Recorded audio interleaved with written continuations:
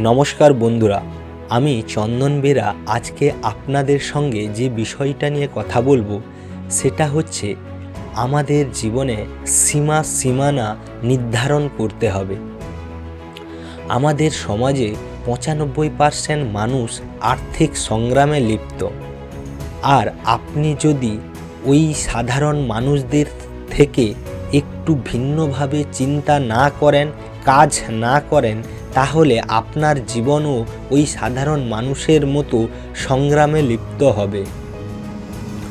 Mediocre life জীবনযাপন করার কারণগুলি আমি আগের ভিডিওগুলোতে বলেছি। আপনাকে এইগুলো থেকে শিক্ষা নিতে হবে এবং এই জিনিসগুলোকে এড়িয়ে চলতে হবে। আপনাকে আপনার সীমানা নির্ধারণ করে নিতে হবে।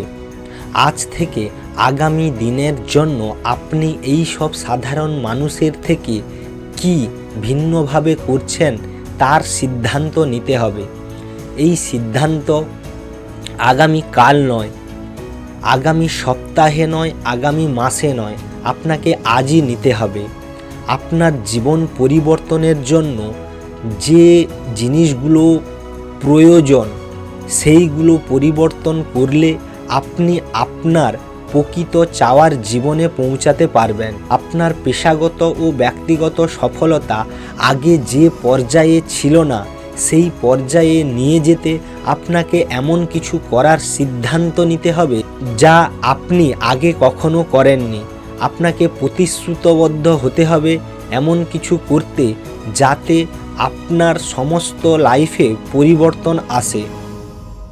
দিন থেকে আপনি সিদ্ধান্ত নেবেন আপনি আর মিডিওকার লাইফ কোনোভাবে মেনে নিতে পারছেন না, সেই দিন থেকে আপনার জীবনে পরিবর্তন আসবে। আপনাকে এটা মনে রাখতে হবে যে আপনার যে কোনো সময়ের থেকে বর্তমান সময়টা হচ্ছে খুবই গুরুত্বপূর্ণ। আপনি বর্তমানে কি সিদ্ধান্ত নিচ্ছেন, কি কাজ করছেন, তার উপর নির্ভর করে আপনার ভবিষ্যতের জীবন গড়ে উঠবে এবং আপনি ভবিষ্যতে কী ধরনের মানুষ হবেন সেটাও স্থির হয়ে যাবে। মিডিওকার লাইফ অর্থাৎ ওই লাইফ যারা বসবাস করে তারা কোনোভাবেই তাদের জীবনে পরিবর্তন আনতে চায় না। তারা সেটা সচেতনভাবে অথবা অবসচেতনভাবে করতে থাকে। সিদ্ধান্ত নিতে হবে যে আপনি সেই জায়গাটা থেকে বেরোবেন এবং আপনার জীবনের মান পরিবর্তন করবেন।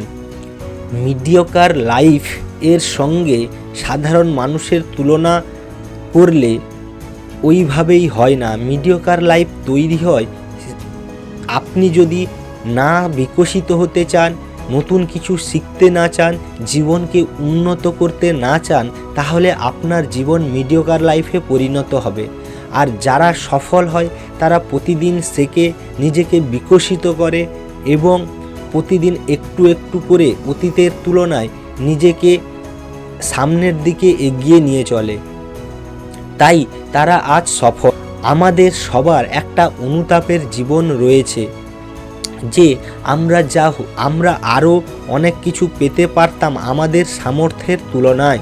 আমাদের মাঝারি মানের দিনগুলো সপ্তাহে পরিণত হয়, সপ্তাহ মাসে, আর মাস বছরে পরিণত হয়। আমরা যদি আমাদের জীবনের পরিবর্তন না আনি তাহলে আমাদের জীবন মিডিওকারিটি লাইফে পরিণত হবে।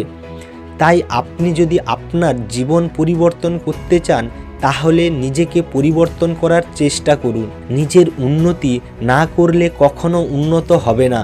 নিজের আত্ম উন্নতির জন্য যদি সময় বিনিয়োগ না করেন তাহলে আপনার আত্ম উন্নতি কখনোই ঘটবে না।